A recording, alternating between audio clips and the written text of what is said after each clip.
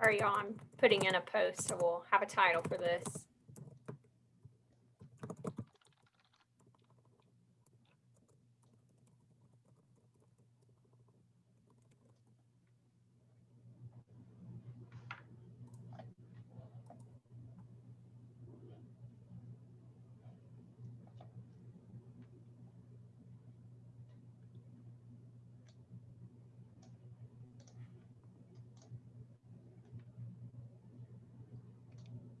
All right. It looks like we're live. Awesome. Cool. Well, we'll go ahead and get started. First of all, I am Michelle Murray. I'm a graduate assistant in the Center for Career Development and Academic Exploration. I also have one of our fabulous career coaches, Alexis Andershock, here with us.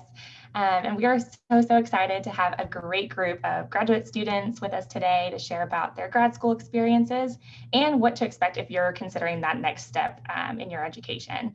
So a reminder, we are live. So if you're watching on Facebook and you have any questions for our panelists, feel free to drop them in the comments and we will answer your questions at the end.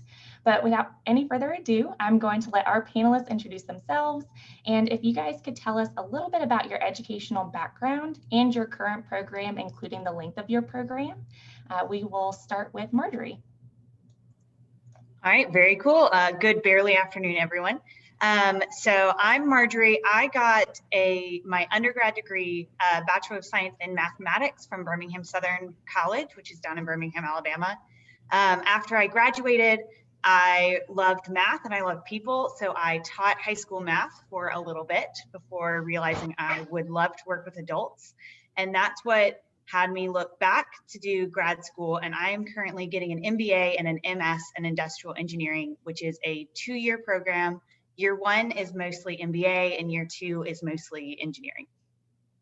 So, yeah. Thank you. Next we have Willie. Gotcha, hello.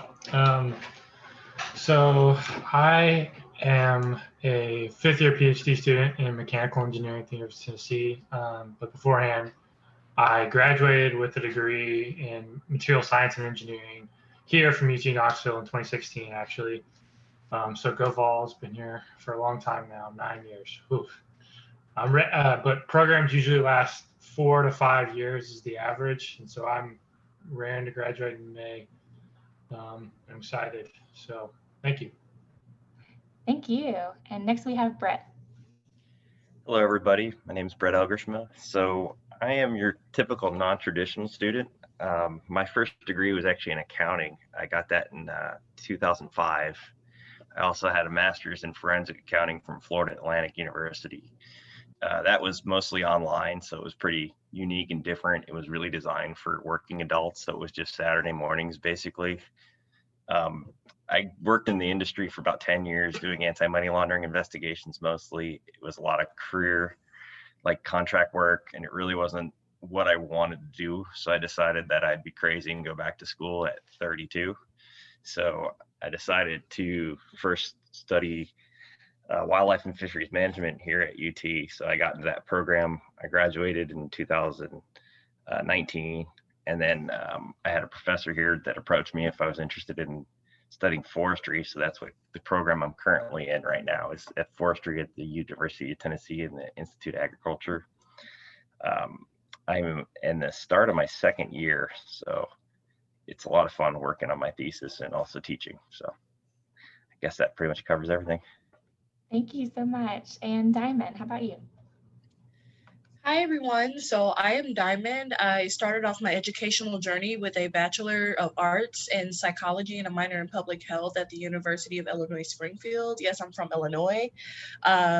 And then I started my grad program there in human development counseling. 1 year into the program, I realized that it wasn't challenging me as much as I wanted it to.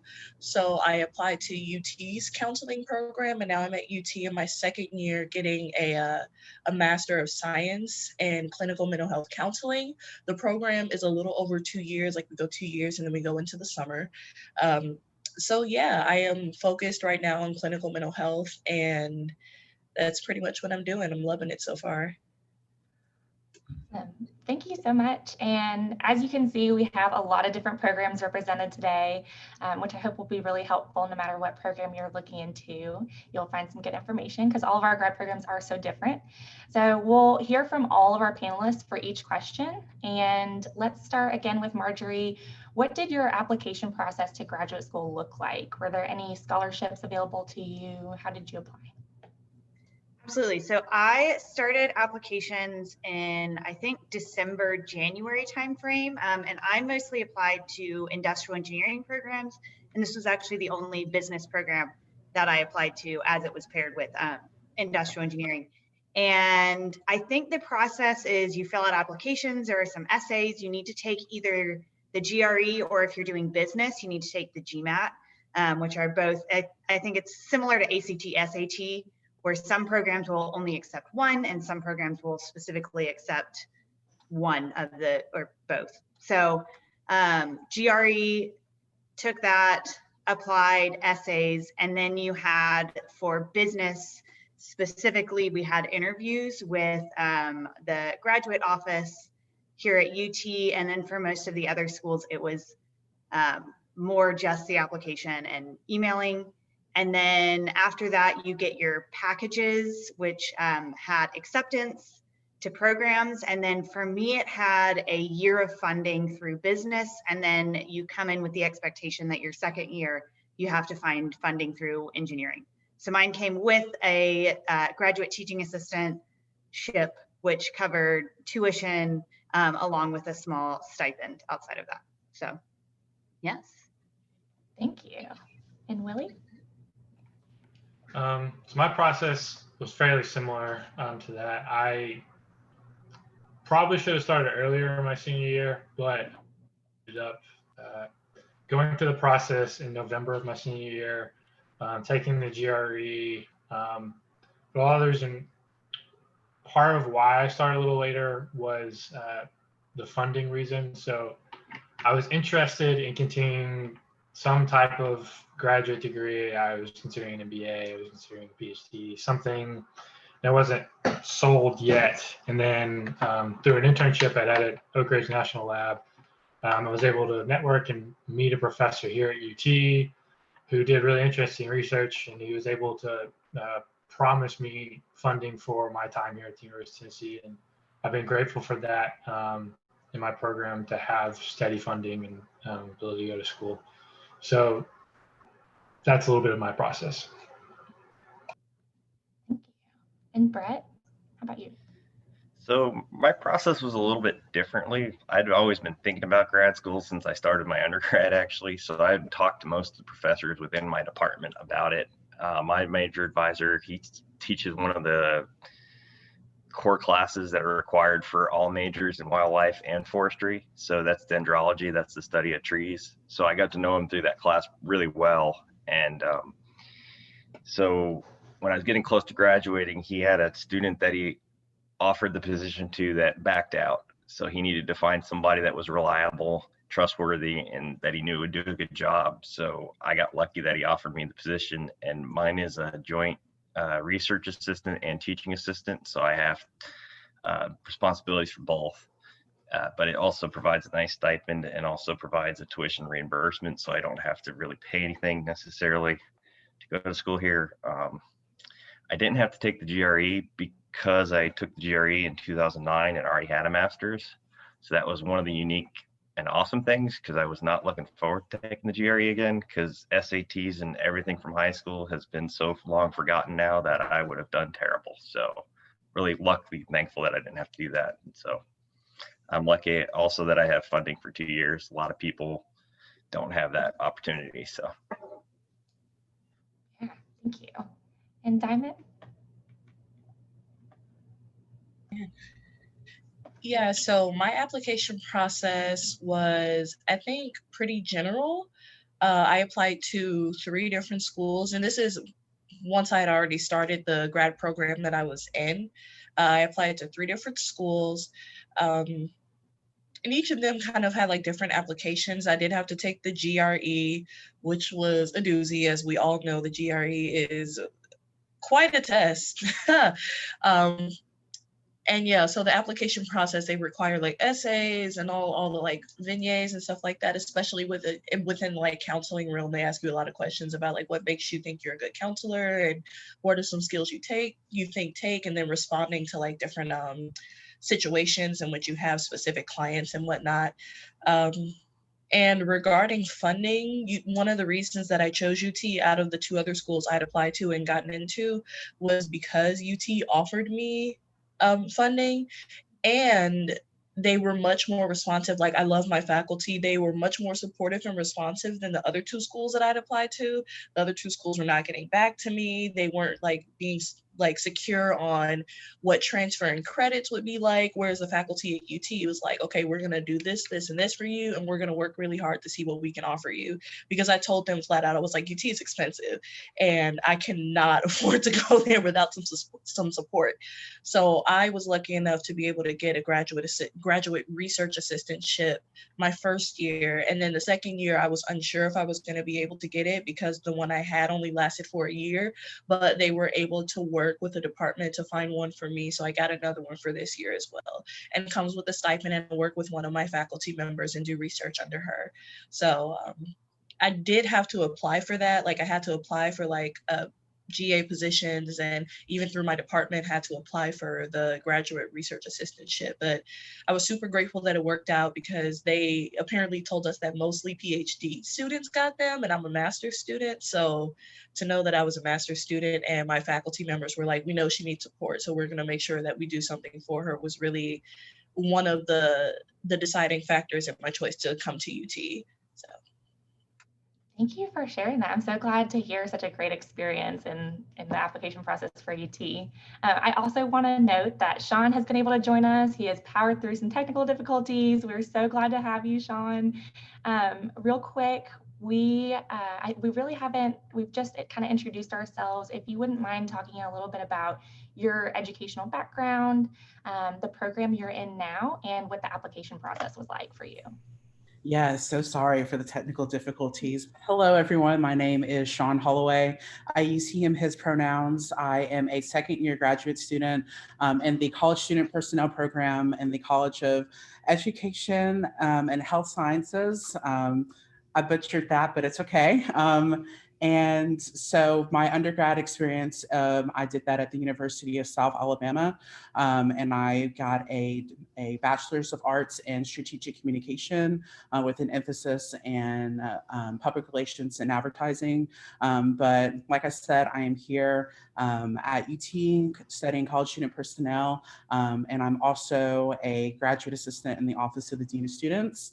When it came to the application process, I did a lot of extensive research into what I wanted in a program. And so the biggest things for me were my non-negotiables, and thinking about I needed a tuition remission, I needed to get health insurance, and then also a stipend. And then luckily through the College Student Personnel Program, there's where you can apply for assistantships within the Division of Student Life, Division of Student Success, and then also Academic Affairs. And if you're able to get an assistantship, you have in-state and out-of-state tuition waived, and then you have a stipend, and then also health insurance. And so for me, that was what I was really looking for. When it came to the application itself, you know, it was letters of recommendation, and then also doing application responses. And so a lot of it for me was just thinking about what could I bring to this program that is different. And so that's kind of what it looked like for me. Thank you so much. All right, let's go on to our next question.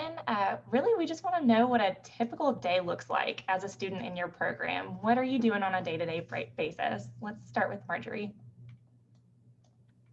So I have a little bit of a unique experience because I think the MBA is a different typical day than my MS Industrial Engineering. Those are kind of different experiences. But last year with the MBA, they're very focused on group work. So what you end up doing is you get a team, and it's not like your undergrad teams where you know, one person does all the work and everyone else is also on your team.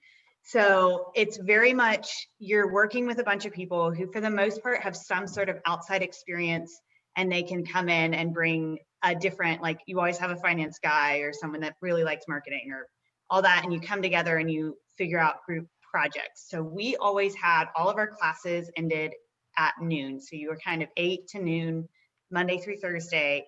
And then in the afternoon, for the most part, it depends on how you are. But what I like to do is get all my work done before I left campus. So last year I would work from 8 to noon, and then you kind of have your lunch, and then you have getting work done either at the library or in your work or in your team, whatever you need to do, and then hopefully out by like 5 or 6. For those that are thinking about working after, it is a little bit of a transition to go from a job back to school. They're just kind of a little bit different mindsets and how you get things done. So as much as you can get done before you go home at 5, I recommend. This year, I have classes on Tuesday, Thursday that are, I've got 3 engineering and 1 other business. And I do those, they're all online with all the COVID stuff. And so Tuesday, Thursday is my class day. And then Monday, Wednesday, I teach an engineering lab. So I am teaching 3 labs on Monday, 3 labs on Wednesday. So it's much more, I guess, divided in that way. And similar mindset where I think in grad school as opposed to undergrad, you spend a lot more time on your classes and preparing and post work and all of that, just because for the most part, you are in grad school for a very specific purpose. And so you're excited about what you're learning, and you're with a bunch of other people who have all the background. And so your level of effort to class is probably higher in that way, more working during the day. So. Awesome. Perfect. Thank you. And Willie, how about you? Gotcha. Thanks. So I've had a transition in the past year of what my day looks like. So early on in my PhD, I had 3 classes a semester. They were usually Monday, Wednesday, Friday, or Tuesday, Thursday classes. It just depended upon the day. But the rest of the day was solely focused on research. So I would do research in a lab, and that's my assistantship. Like I'm paid to do research here at SURF in Dougherty Engineering full time. And that part, depending upon how busy I am, can be a 9 to 5, or it can be a 8 to 12, maybe. It just, that literally just depends on writing and all that kind of stuff. The latter part of my PhD is transitioned away from classes, because eventually in most PhD programs, what I've heard from other people, kind of the sciences, is you finish coursework and now your sole focus is research. You basically have a job in research full time. So my days consist mainly now of I wake up and I either write on my dissertation, my thesis, or I write on a journal article I've been working on for a while. And then I may transition and actually go into the lab and work on some experiment that I've been trying to figure out for months. So it depends on what stage you are in the PhD process is a lot what happens now. That's kind of my day. Thank you. I think we have Brett next. Yeah, so I would say my schedule is highly variable is the best way to describe how it is. Because I am a teaching assistant, I have classes that I have to teach, and I have to prepare to teach some of these classes. It's mostly lab sections, and it's classes that I have had, but teaching it and being in the class are 2 different ball games. Like trying to remember the Latin for and how to ID trees is way different when you have to try to teach people how you do it. I find the students find that most helpful. I try to teach them things that I came up with, like sugar maple has 5 lobes and it has 5 letters in its name, stuff like that. But to do that, it definitely takes time. You have to go over the species that we're going over that week in lab. So you have to I spend some time on that. And when those labs is basically on the school schedule, so they make that schedule for me. I also have my own classes, and most of my classes are discussion based, which is good, but they're also discussion based with like a paper at the end. So you have to kind of balance doing the reading for the class, actually writing your paper or project for the class, because you can't just wait till the end. It's usually 15, 20 pages easy on most of these class projects. So you can't just wait till midnight the day before to do it. So you have to really work on that. And you really have to put some thought into it to get the grade that you want to get in these classes. And then after that, I also have to grade my class lab section. So I throw that in there sometimes. And I'm also a research assistant, so I have to also work on my thesis. So I front loaded my schedule. We have to do 30 hours in the program, and you have to have at least 6 per semester to be considered full-time, which is what you need for all the stuff. So I took a lot of classes my first year, more usually 3 or 4 a semester, and now I'm taking 2 classes or 3 classes. So it's a lot less class time, which gives me more time to work on my thesis. And working on your thesis, it's a mix between literature review, reading books about stuff, and just really trying to focus. I'm lucky because most of my project is not actual data collection. I was able to do most of that in the summer. It's LiDAR based, so it's just taking out scans and doing the scans. I also might do some small mammal trapping, which will require some more time and blocks, and I'll probably have to wait till the school semester's over in order to do that, which was the plan, was to do it in early spring, but it just with COVID got kind of messed up. So, but yeah, I'd say highly variable. You know, you definitely have to learn how to do time management. You know, you have your class projects for your classes, you have your class projects for your thesis, basically, which is like the worst class project you've ever done. And then, you know, after that, you just have to also make sure you keep up with the grading because you have that responsibility as well. So it's a challenge sometimes, but you know, I'd say my average day, I get up at like, you know, 6:30, 7 o'clock, start then, and I work on what I can. So like this week, I've worked some on my thesis paragraphs, some on grading, and then some on my class projects. So you just have to find that right balance for yourself, and also find time for fun too, because you do need to have a break. So for my fun times, I go out into the woods and identify trees like a weirdo. That's awesome. And thank you so much. Yes, balance is so important, I think, in grad school. Diamond, how about you? I so wish that I was an early riser. I will be completely honest with everyone on this Zoom and on this Facebook Live. If I don't have class until 1 p.m., I'm not getting up. Like, I'm not getting up. But I think it's very similar to what Brett said in that my schedule varies. The first year in my grad program, first semester, actually, I'll say, I only took classes. So there would be one day where we had classes in bulk. We had class from like 9 a.m. to 7 p.m. We were on campus all day. It was very stressful for us because that's a long day of classes. However, it built camaraderie among my cohort. And because we all take classes together and we're all going through this experience together, it helped us to kind of get a little closer, which is really important for us because we need that support while we are now going through internship. So that first semester was just classes. So I would have class maybe like 2 days a week. And then the other 2 days a week, I was doing homework, doing research, and trying to take care of myself and catch up on whatever it was that I wasn't caught up on. And it was a very light, I would say light compared to what my schedule is now. My second semester got pretty hectic. We had to do practicum, so we were taking 4 classes and also working 10 hours at a counseling site a week. And that became like I would go in on Mondays for practicum. I would go in on Mondays and Tuesdays, I think, and then I would leave there and go straight to class. And then I would leave class and go do mentoring because I also did mentoring that semester. So that schedule was very hectic. So when the whole COVID thing happened and everything kind of got put on hold, it was like, oh my gosh, like this is absolutely terrible. And also I'm exhausted. So I'm gonna sleep a lot and try to make sure that I'm maintaining my class schedule. But again, it varies with each semester because now I'm in internship. So I take 3 classes and I work 20 hours a week at a counseling site.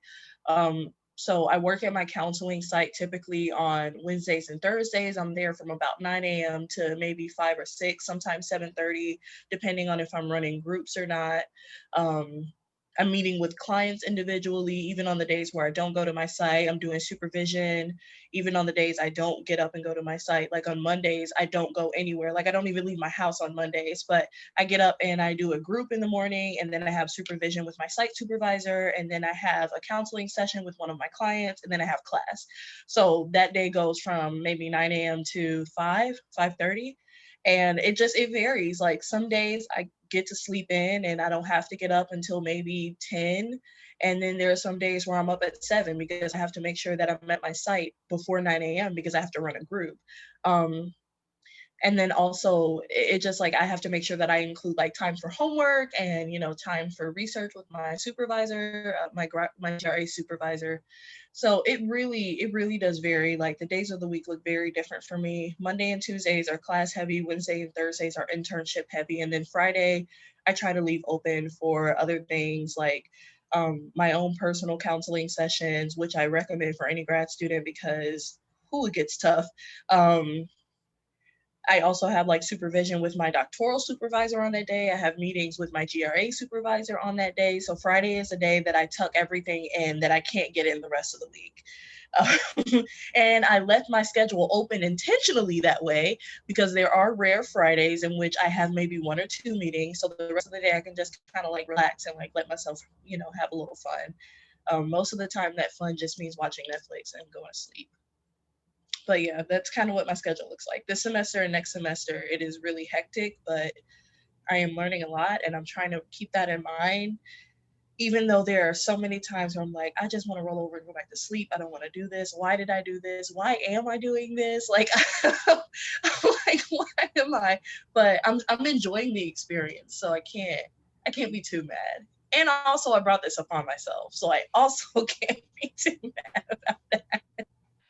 I love it. Yes. And you do. It's so much learning. It's almost like a condensed version of learning. There's just information coming in all the time.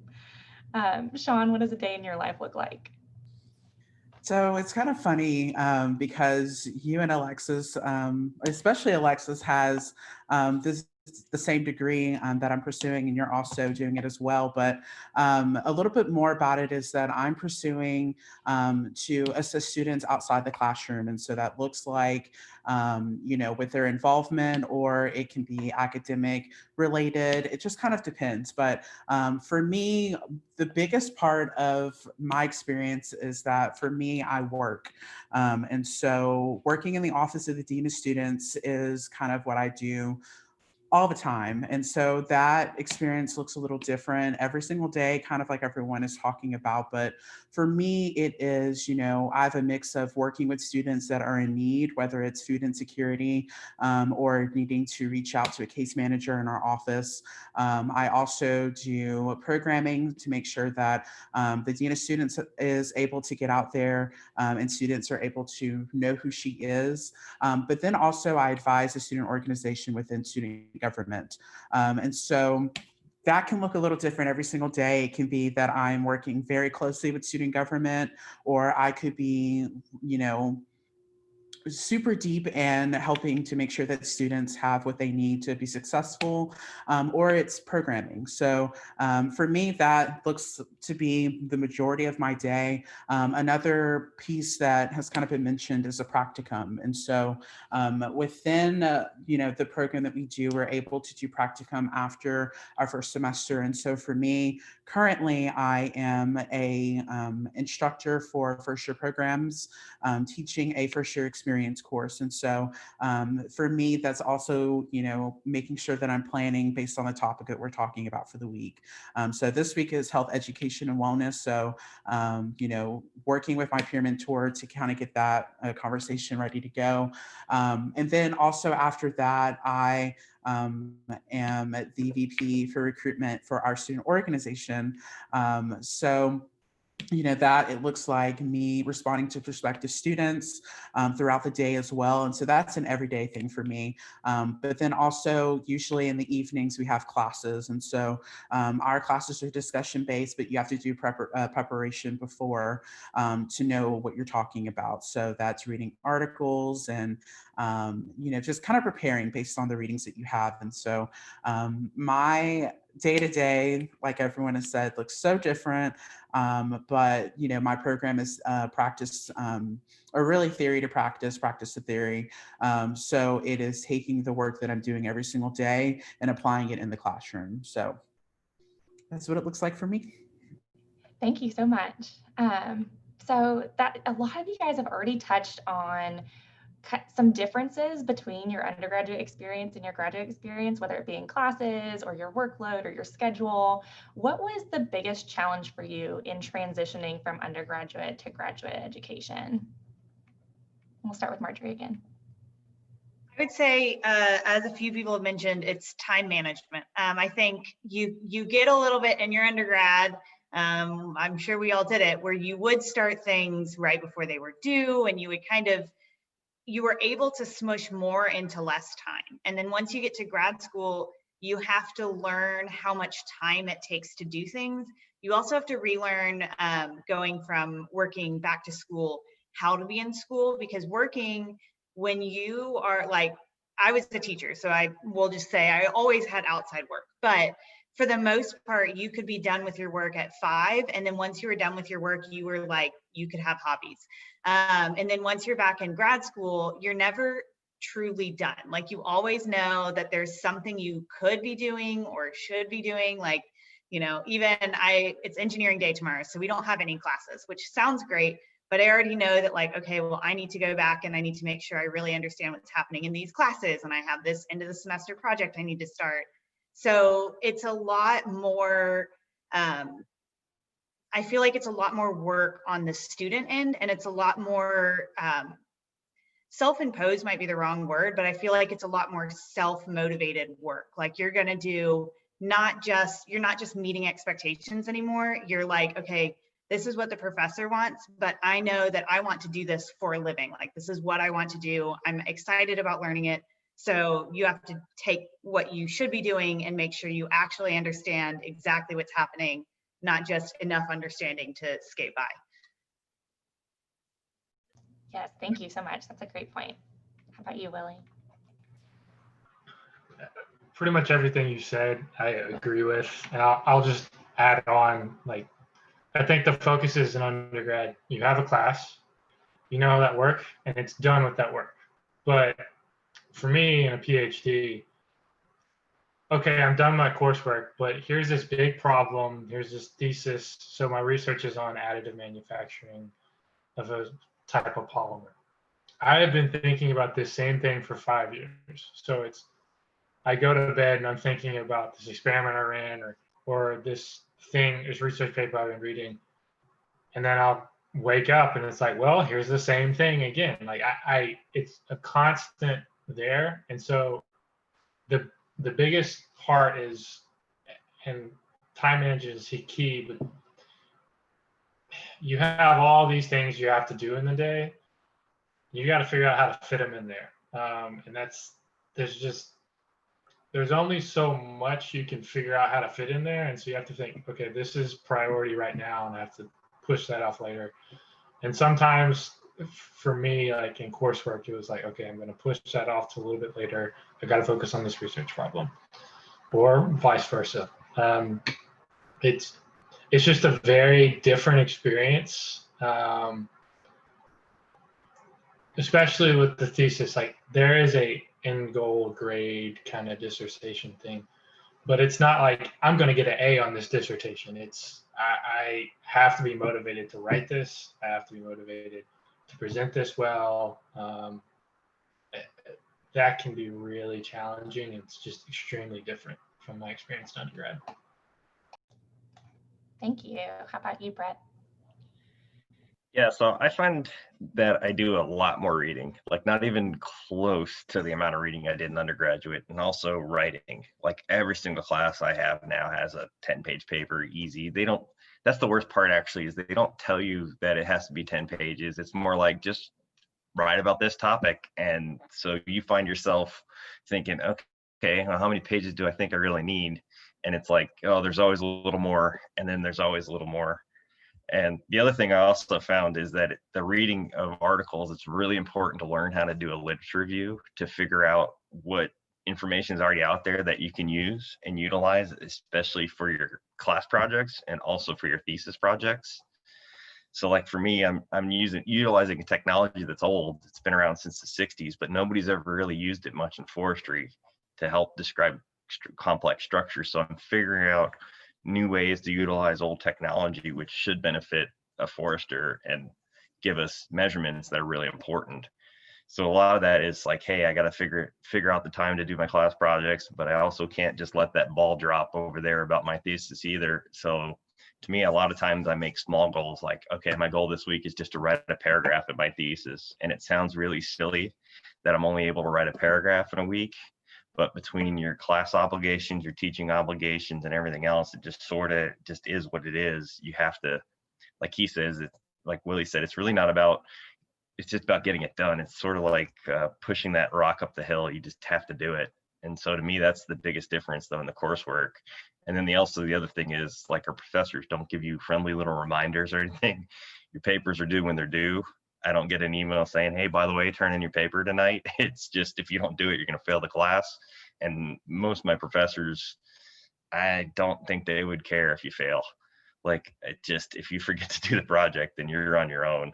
And, you know, don't do that. So to me, that's sort of like the balance. It's sort of like a balancing act, really. Keep your classwork important, teach your teaching obligations are also important. So you kind of just have to make time for everything, including sleep. Don't forget to do that. Do not forget to sleep. Very important. How about you, Diamond? Yeah, I thought it was really hilarious that Brett mentioned, you know, like not having a limit on a paper and writing 10 pages anyway. I don't know how many times my professors have assigned us a paper and they said, oh, you can do like max 5 pages, and every single person in my class turns in double that. You always do. Oh God, we always go over the limit. But anyway, this topic is actually really interesting to me because it's one of the reasons that I left my undergrad institution when I started their grad program. And it was because I felt like I was still in undergrad. Like I had started the grad program there. I was like going to classes and I was like, you know, doing the work and stuff, but I felt like nothing had changed. I didn't feel like I was learning anything. And that to me was really important because counseling is such a practice type of career. Like you have to like be able to do it, and I don't want to say do it successfully, but kind of you have to be able to do it successfully. And I wasn't learning anything that was like applicable for hands-on practice at my first program. So in that program, it wasn't really a difference from undergrad. Like I was still there, like all of my friends had also started grad school there. So we were all still hanging out and I was like doing the bare minimum and succeeding. And then I came to good old UT and I realized that my bare minimum efforts were not going to cut it this time. And that was the most significant change for me especially. And it's not that I like didn't want to apply myself, but I realized that I had to do a lot more to make sure that I was learning the material, because learning the material is really important. So I, you know, have to read for class. You know, I have to make sure that I'm doing my papers and reaching out to professors. Like my professors and faculty are really adamant that we reach out to them for support. The workload is much different. And it doesn't seem like it's different because when you look, like if you go log on to Canvas, I maybe have like 5 or 10 assignments due for one class, and they're all 2 points apiece. But it's not the fact that there are 10 assignments due that are 10 points apiece. It's the fact that each of those assignments requires multiple things. And you have to make sure that you're including all of those things in that one assignment to get your 2 points. It's just the workload is different. However, I noticed that my motivation is different because of the workload and because this is something that's leading into a career. Like once I graduate in August of next year, like I'll be working towards licensure. I'm going to be working hands-on with clients. I mean, I'm already doing that as it is, and I have to use some of the stuff that I'm learning in my classes now with the clients that I have at my site. So it's much more different than undergrad in that I'm actually using the materials that I learn in class and applying them to real life situations. Like I said, the workload is different. And I just have to say, like, graduate school is like a different kind of tired than undergrad is. Like, I felt like in undergrad, I could do anything. Like I could go, like I remember in undergrad, I pulled an all-nighter. I stayed up until 8 a.m. to finish a paper, and then I woke up at 10 and went to work. I have never pulled an all-nighter since the beginning of grad school. Baby, I'm going to sleep. I'm going to sleep because I am exhausted. Grad school is a different kind of tired. It's just there's so many little things that are different from my undergraduate experience, and I don't know how to conceptualize them all, but those are some of the most significant things that I've noticed. Thank you so much for sharing that. And Sean? Yeah, so similar to Diamond, I think the motivation for me was a little different because knowing the career trajectory that I wanted or the career path that I saw myself going down, I knew I was going to have to go to grad school. And so for me, it was like, okay, you know, my undergrad career is just, okay, you know, this is a placeholder for me. And so, you know, taking public relations courses, and I also had a minor in sociology. You know, I was like, okay, this is just mindless work. I'm not really like into it. But then coming here and, you know, being immersed in the work that I love, and then being able to, you know, really have topics that I'm like, oh my gosh, I'm so excited to learn about these. It hits different. And so, you know, you end up saying, you know, I'm going to actually read these chapters, these articles, because this is something I'm very interested in. But another thing that I think about when it comes to kind of the transition and what's different, you know, it depends on what your undergrad degree is and then what degree you're going into. For some, you know, they could be a marketing major and decide to go get the MBA, and it may not be too much of a difference. There are some people that are in my program that went from, you know, political science or even a, you know, a STEM major to, you know, wanting to help students outside the classroom. And that's a little different because what they learned and how they did things is so different because for me, I went from writing papers to writing more papers. And for some, it could be doing research and, you know, solving all these equations that I don't even want to look at, than to go and write papers. So it depends on who you talk to, how that transition looks. But for me, it wasn't too bad because I already had writing down. It just became me being able to write about things that I was more passionate about. Thank you so much. That is just such helpful information. I hope our undergraduate students are appreciating those tips, that insider information that you can't get anywhere else. Certainly not on the graduate program admissions page. They're not going to tell you that.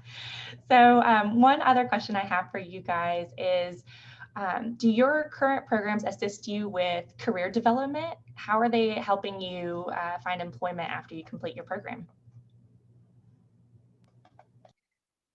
So the MBA is business focused. So a very, very large part of being a part of the MBA program is career focused from that. You go in, they're very focused. You have to have an internship your first summer, and between the just full-time MBA is 16 months. So you have your first year and then one extra semester. So that summer in between, you're required to have an internship. Which means that your first semester is all learning how to write your resume, updating your LinkedIn, how do you network, how do you like enter and exit conversations with strangers, how do you sell yourself. So a huge part of the MBA program is eventually getting a job. Like by the end of it, you should have a job or you should have serious prospects on a job. For industrial engineering, you get some of that, but it's not nearly the same level. Like you talk to professors and professors are like, okay, I have some connections at companies. If you want me to reach out to them, I would love to, but it's not the same intensity of you have to get experience, you have to know how to sell yourself that the MBA naturally is going to be.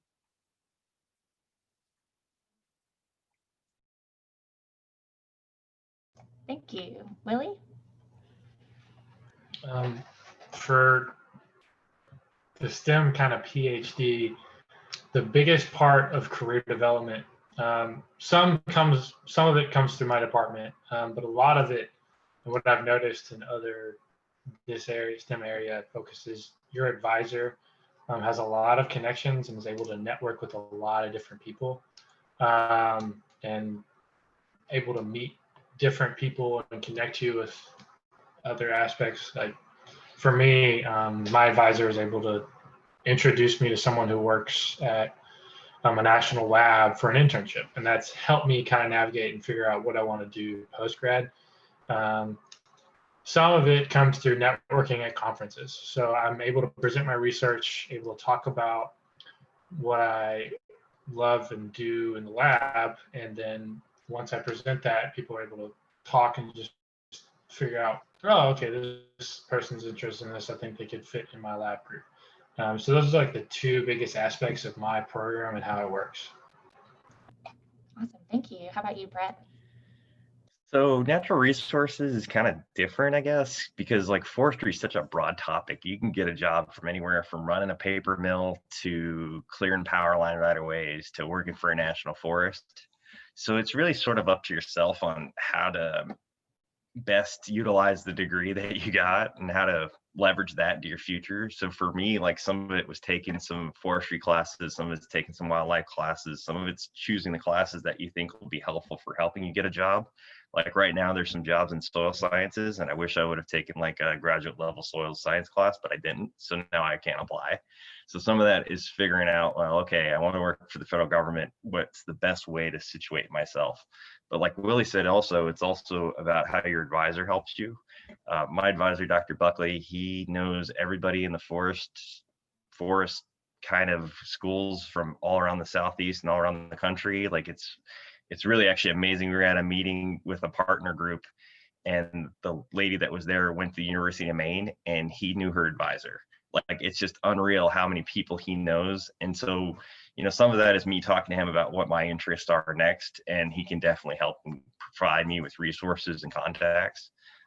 Like Willie also said, it's also about going to conferences. You know, this year is a little different because of COVID, but last year I got to go to this SAF, was Society of American Foresters, got to go to the conference, got to meet professors. I have an interest in extension, so I talked to a lot of the different land grant schools to see what their extension office is like and what kind of jobs they have available. So, you know, it's all about how you manage yourself, really, to me, as a big part of it. You know, obviously we have some resources too with the Career Center, and, you know, my advisor is probably my best resource. If I really want something, I pretty much talk to him about it first. Thank you. And what about your program, Diamond? First and foremost, my program requires that we take a career counseling course. Part of that is because as counselors, we often have to work with clients who are trying to decide between like careers or like trying to go through like into the workforce or whatever the case is. However, we also focus on resume development, searching for jobs, like what to look for in a job. So that helps. And my department is really good with not only like finding like openings, because they have a lot of connection in the community. They will like send us emails about openings, like if there's a specific place that's looking for a therapist or a counselor, whatever the case is, they will send out a mass email and be like, this place is opening an application, this place is looking for a specific therapist for this part, or whatever the case is. Also, like all of the students have to do an internship in order to graduate. Like that's program required, K-Prep required, which is the, I can't think of the word that I'm trying to use right now, but K-Prep is like the big, you know what I mean? I don't know, I can't think of the word right now. I'm like struggling, my brain is farting. Regulatory. But that's how we like, huh? The regulatory group, or the person that the licensing yeah group? Kind of like the licensing group. Like they kind of make sure that all of the programs that are like pushing out counselors are like meeting certain requirements. So it's a requirement of K-Prep as well as the program to go through internship. And very often a lot of the students who go through their internship get hired by the place that they were interning at. So that is really beneficial. I know the department, they really focus on trying to make sure that we graduate and we can take our licensure exams and find places that will give us a job immediately. They really do work with the students and try to, especially once we get close to graduation, like they are really, really focused on making sure that we are, you know, working towards getting a job that's going to be good for us. Or if we want to apply to like a PhD program or whatever the case is, helping us to work towards that as well. So. Thank you. And Sean? So it's kind of funny. I get the career development in a lot of different places when it comes to my program. First and foremost, obviously, a part of your office, you have career coaches. And so I believe Simone is ours. And so if we wanted to have a sit down conversation, that is someone that I can go to about that. But then I get it through the work in my office with my supervisor. I can have a conversation with her about, what are my career goals and what I want to do, but also she's able to kind of guide me through the work that I'm doing. Also, our program does unique opportunities for us where we are able to participate in workshops and trainings that kind of prepare us for what's next for us. And so we're able to talk about the transition between graduate school work to being a professional. We have mock interviews where we're able to kind of prepare for what that looks like when we're ready to start interviewing for jobs.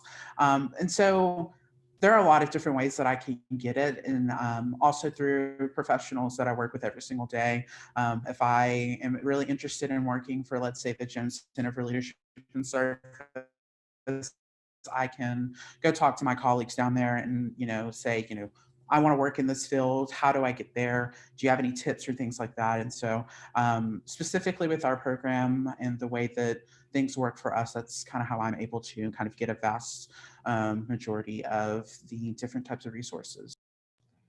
Thank you. And we do appreciate the Center for Career Development and Academic Exploration. Shout outs always. We're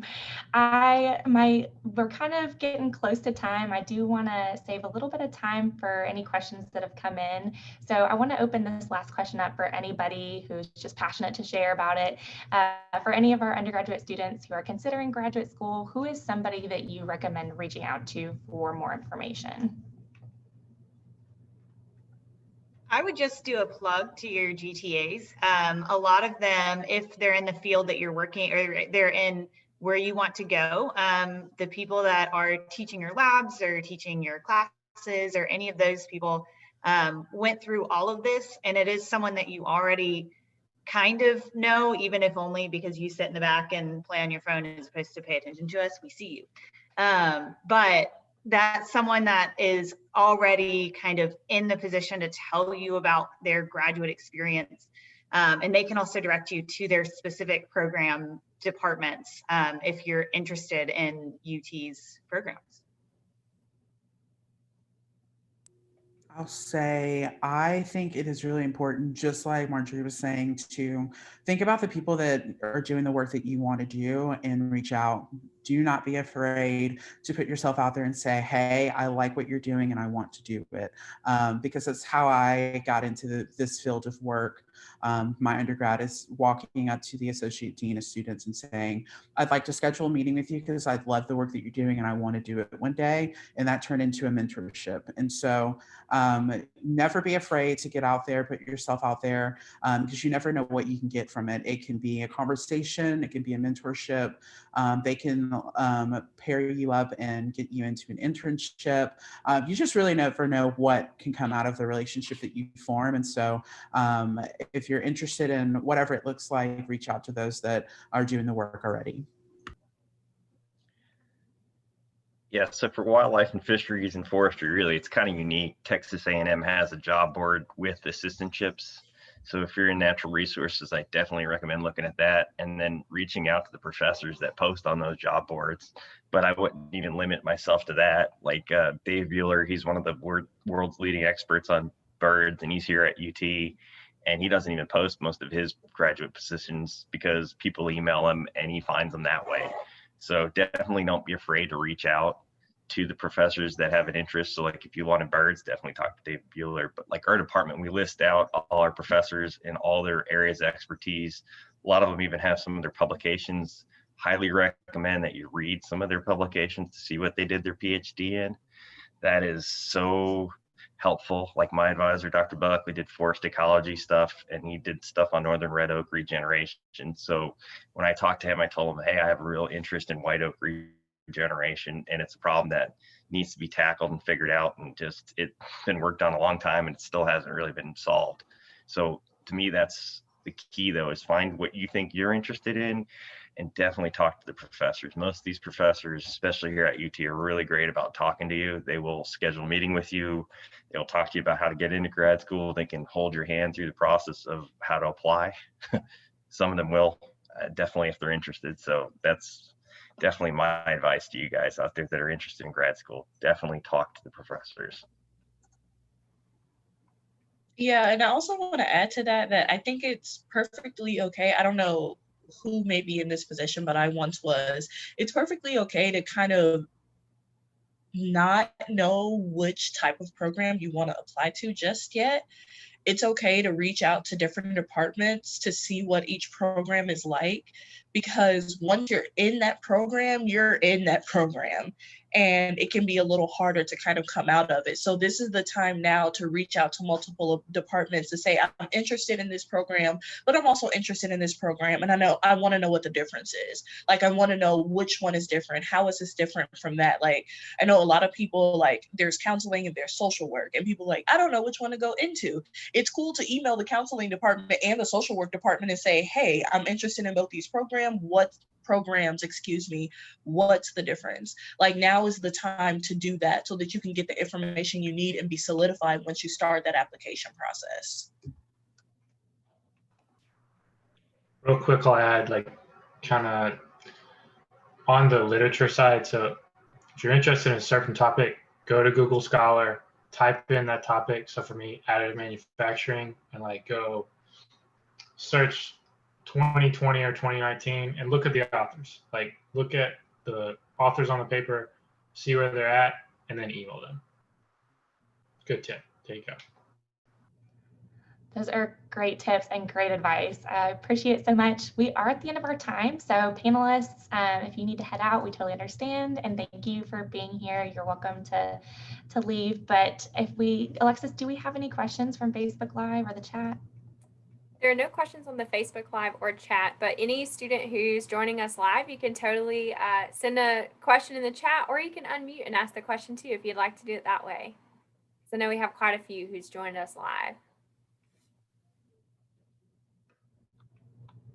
I don't have any questions, but I just like to say thank you so much for doing this. This was very informative and very helpful. I appreciate it. Thank you, Jessica. I appreciate that.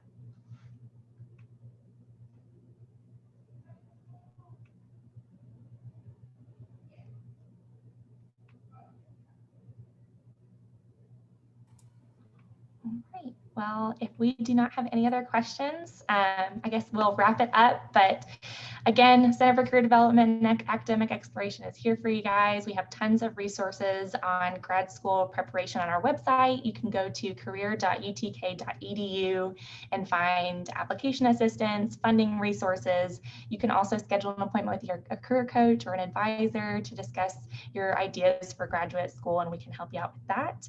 And then feel free to reach out to one of our graduate students, your graduate students, your TAs.